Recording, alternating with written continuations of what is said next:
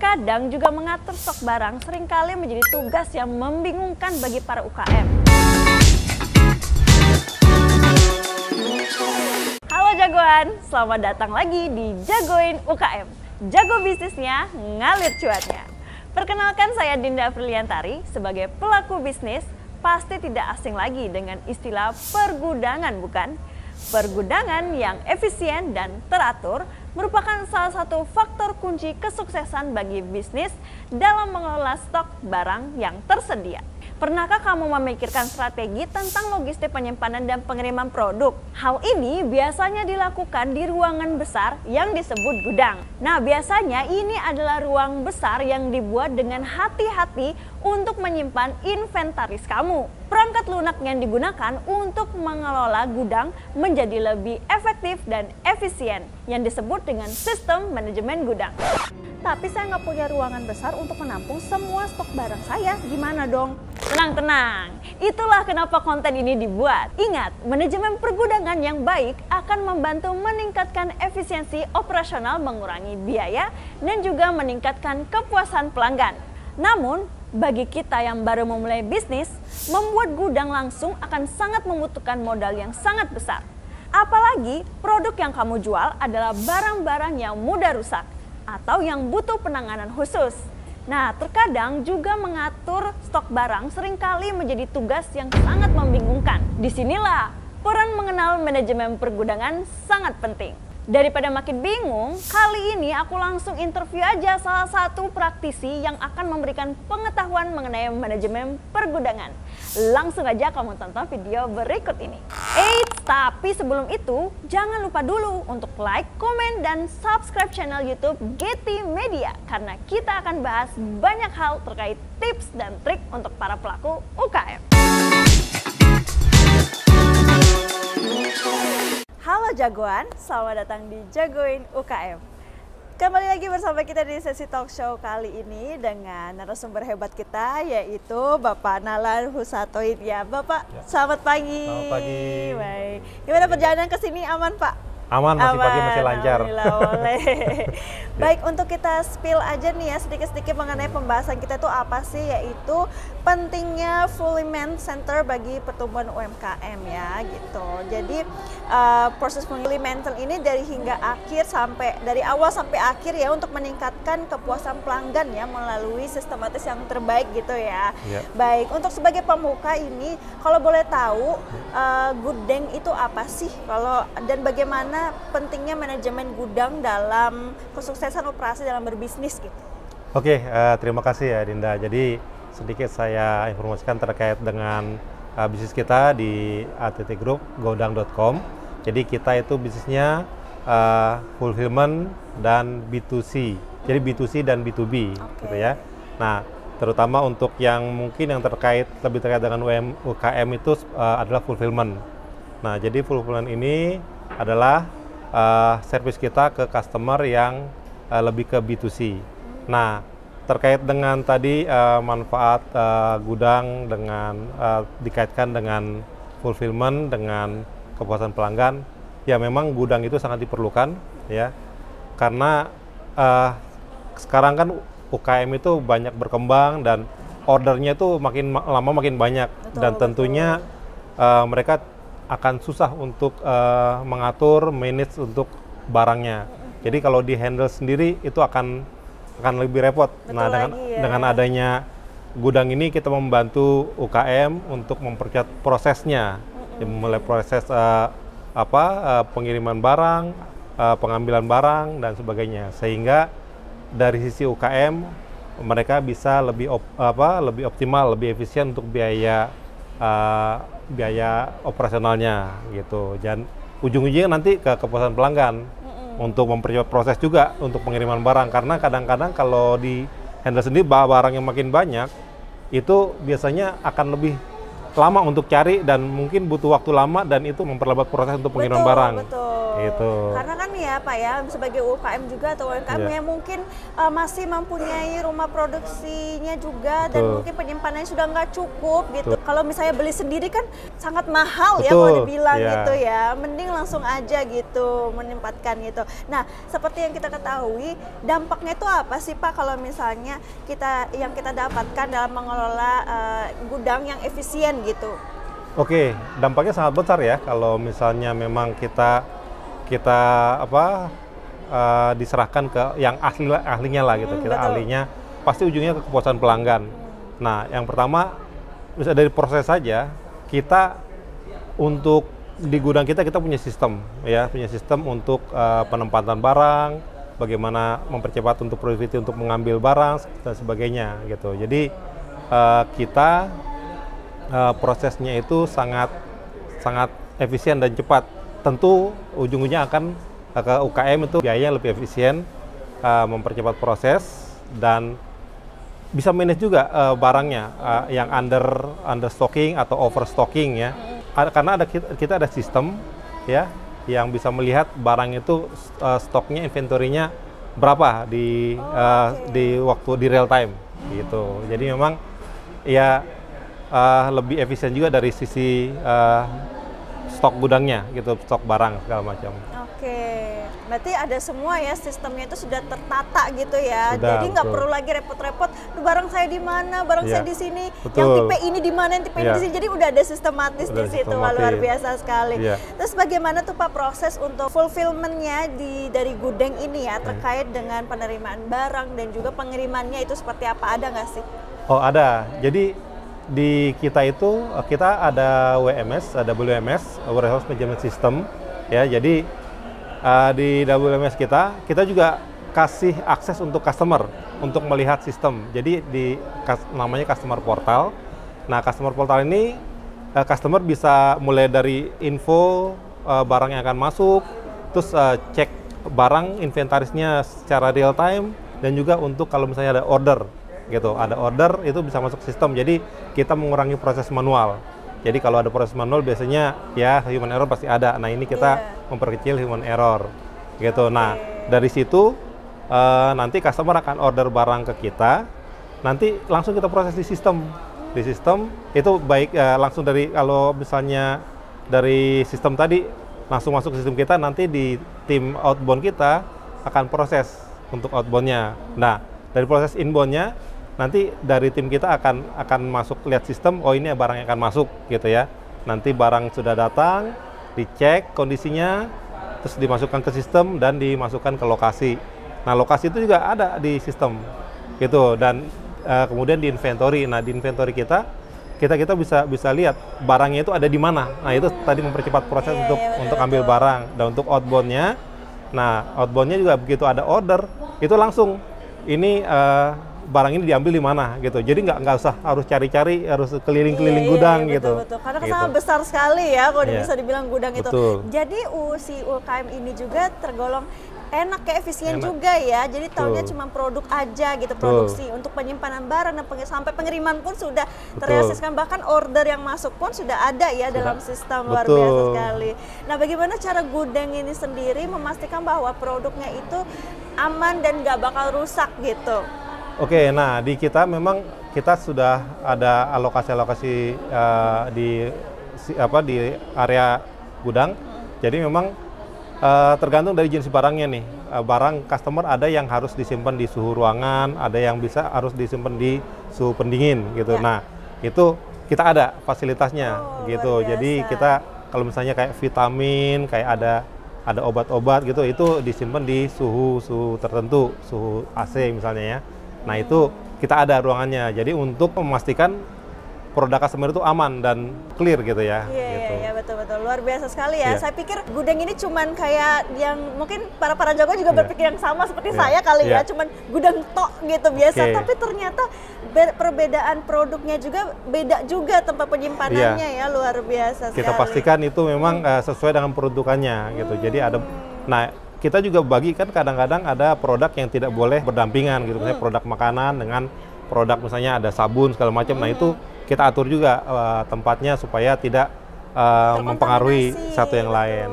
Iya. jadi tidak mempengaruhi juga ya rasa Ya. dan juga barang Kualitasnya, kualitasnya betul. tersebut. Luar biasa sekali.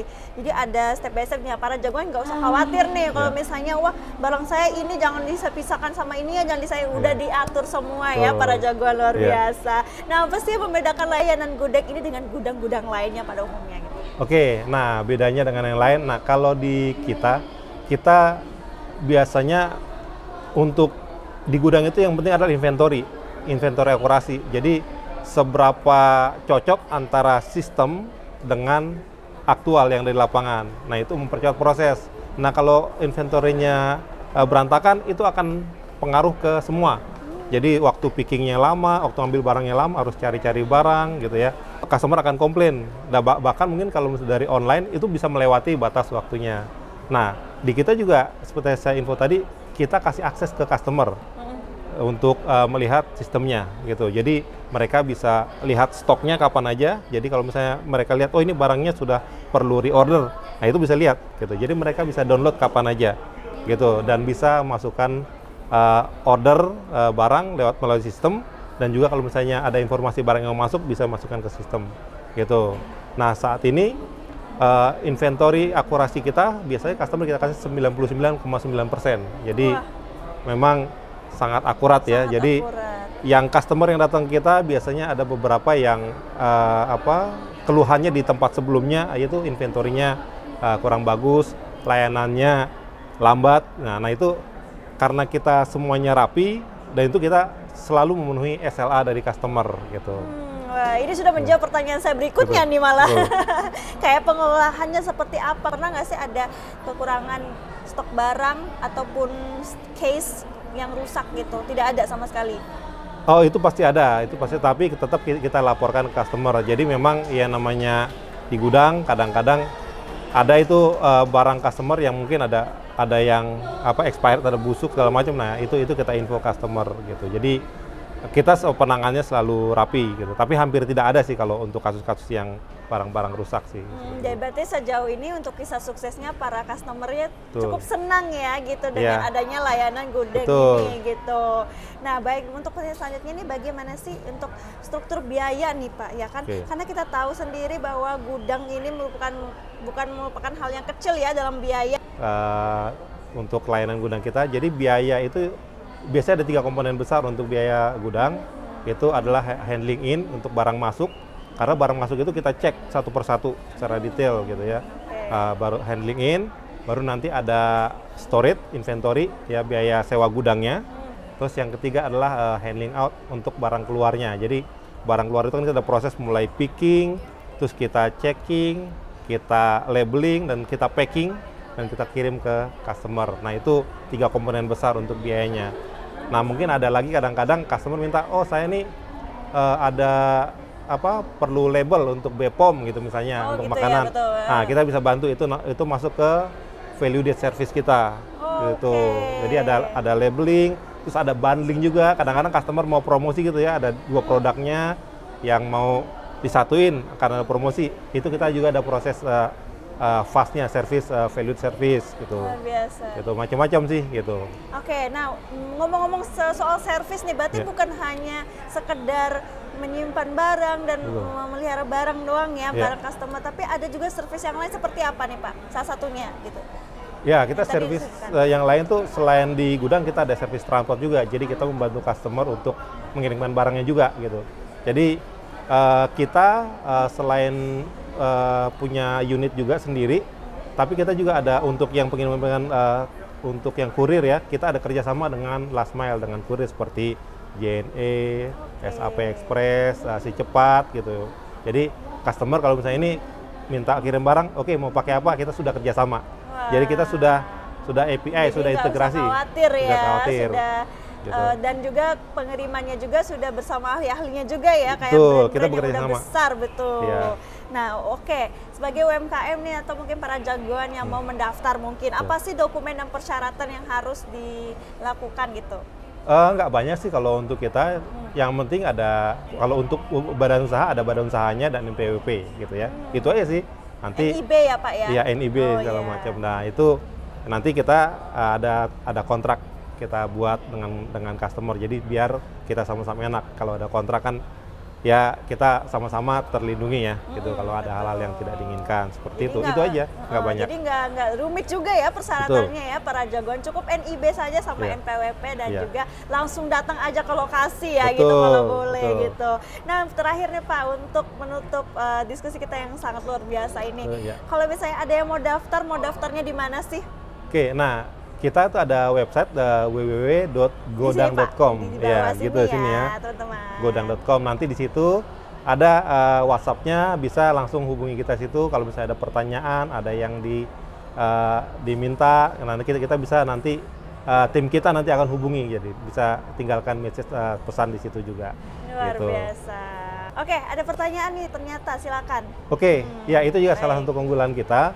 Kita sudah sudah terkoneksi ke marketplace, semua marketplace ya, ke Shopee. Jadi kalau misalnya ada customer kita, ada UKM yang menjual barangnya di marketplace, itu nanti begitu ada order dari marketplace, nanti akan langsung masuk ke sistem kita.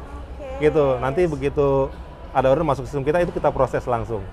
Gitu. Jadi kita itu kelebihan kita juga. Jadi customer kita atau UKM yang sudah mendaftarkan di Shopee, Tokopedia segala macam, itu sudah langsung connect. Jadi gitu. langsung otomatis Otomatis, ya Pak ya, gitu. Nggak usah tektokan lagi, Pak Iya. saya ada order, Betul. langsung ke orang kedua, orang ketiga lagi Iya. nggak usah gitu. Jadi udah Iya. langsung teman luar Sudah biasa langsung. sekali. Baik, ada lagi pertanyaan? Minimal. Kita nggak ada. Jadi kita kan ada dua bisnis besar yang kita handle di gudang, yaitu B2B dan B2C. Nah, B2B itu barang-barang yang bulky, biasanya yang pengiriman ke distributor, dealer segala macam. Nah, yang B2C itu yang ke end customer langsung ya, ke e-commerce gitu. Nah, itu ya ukuran juga ada yang agak besar juga gitu. Seperti kadang-kadang ada juga kita customer susu gitu. Susu kan lumayan besar, susu kaleng. Itu juga kita kirim juga gitu. Wah, Jadi luar biasa. mulai dari kita macam-macam customer-nya, ada kosmetik, ada FMCG gitu ya. Macam-macam yang kita handle gitu. Jadi tidak ada limit atau batasan barang ya, Pak Iya, ya. tapi Semuanya. biasanya kalau B2C itu ya ukurannya paling ya 2 kilo sampai maksimal 5 kilo lah. Nah, ini ya kita ada customer kita yang sebelumnya di tempat lain gitu ya. Itu dia ya pindah kita gara-gara di sana ada inilah, di tempat sebelumnya ada isu, yaitu tadi inventory-nya jelek, terus pengirimannya lama, terus sering dia lewat dari SLA gitu. Nah, begitu sampai di kita ya kita sistemnya sudah rapi ya. Apalagi ini produknya makanan ya. Produk makanan itu kan harus yang FIFO ininya, first expired first out untuk keluarnya. Nah, itu di tempat sebelumnya itu sering terlewat gitu ya. Nah, di sini mereka bisa rapi. Jadi dari sisi SLA pengiriman bisa cepat karena kita waktu picking juga kita cepat karena kita begitu ada order langsung muncul, suruh si picker suruh ambil ke lokasi ini, itu proses gitu ya. Terus untuk inventorinya ya kita selalu report inventory kita 99% ya gitu. Berkurang sekali dari sisi komplain dari customernya gitu karena kita servisnya bagus dan mereka sangat happy dengan servis kita. Jadi semuanya serba cepat ya Iya. gitu. Karena kalau lama juga mungkin orderannya juga pasti hangus ya Betul, kan. Kalau misalnya iya. tidak terstruktur dan Ya, tapi kalau untuk dalam hitungan hari itu jarang ya customer. Mungkin ada yang dalam hitungan 3 bulan gitu ya. Gitu. Jadi kan mereka juga ada proses pengiriman ya. Kadang-kadang kalau misalnya dalam waktu hari dia barangnya dikirim nanti sampai sana udah expired gitu. Betul. Nah di kita juga di sistem kita bisa mengatur juga. Jadi customer itu ada yang pokoknya kalau misalnya sebelum 3 bulan itu boleh dikirim. Expirednya 3 bulan kemudian itu boleh dikirim. Tapi kalau udah expired di bawah 3 bulan itu barang harus di hold. Nah itu sistem kita juga support itu. Jadi barang-barangnya expirednya di bawah 3 bulan misalnya itu sistem kita tidak akan terkirim lagi gitu. Jadi dari sistem tidak akan tunjuk ke lokasi itu lagi. Nah itu biasanya kita kembalikan ke customer. Ini barangnya mau diapa? Jadi customer kadang-kadang ada mau di dispose ya, ada mau mungkin ada promosi gitu ditarik semua. Mungkin mereka ada promosi tempat lain yang mungkin dengan harga murah gitu. Itu biasanya kita serahkan ke customer. Yang penting dari kita itu reportingnya sangat jelas gitu ya. Gitu. Jadi kita laporkan semua hal-hal yang sesuai dengan keinginan customer lah. Kalau mereka minta oke, kita maunya di report ya setiap bulan ini data-data yang barang expired seperti itu. Oke, nah memang biasanya tadi yang saya sampaikan 3 komponen itu salah satunya storage gitu ya. Nah, tapi di kita tidak menutup kemungkinan kalau misalnya customer bilang, oh ini saya lagi proses ini nih trial gitu ya. Nah, mungkin nanti boleh deh dikasih misalnya free 1 bulan storage-nya atau 2 bulan karena saya sedang lihat pasar itu, kita open discussion untuk itu. Jadi kita ini apalagi UKM kan perlu waktu kadang-kadang, nah itu kita bisa diskusi lebih lanjut gitu. Kita nggak ada sih, kita rata-rata customer itu ada rate standar lah untuk di kita gitu ya. Dan kita sudah cek ke beberapa kompetitor kita termasuk yang cukup kompetitif untuk rate kita gitu. Karena bedanya dengan yang lain, kita gudang sendiri gitu, kita gudang milik sendiri sehingga untuk rate kita sangat fleksibel gitu ya. Angkanya bisa diskusi lagi nanti. Oke, siap. Baik, mungkin sudah selesai pertanyaan. Terima kasih ya sudah bertanya. Baik teman-teman, itu saja mungkin diskusi kita pada siang hari ini. Kalau mau konsultasi lebih lanjut bisa hubungi nomor di bawah ini lagi. Di mana Pak? Di sini. Oke, sini ya. Oke. Baik teman-teman, mungkin itu saja. Terima kasih sudah menonton acara ini. Kalau teman-teman jagoan yang ingin menonton acara-acara sebelumnya, boleh di link di atas ya teman-teman. Baik, saya akhiri Dinda Apriliantari and see you. Terima kasih.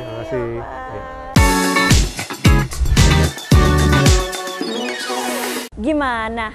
Itu dia kan interview kita dengan praktisi dari gudang.com. Jadi tahu kan betapa pentingnya manajemen pergudangan. So, buat kamu para jagoan yang ingin tahu dan mempelajari topik lainnya, boleh banget tulis request kamu di kolom komentar ya. Sampai jumpa di video selanjutnya and see you.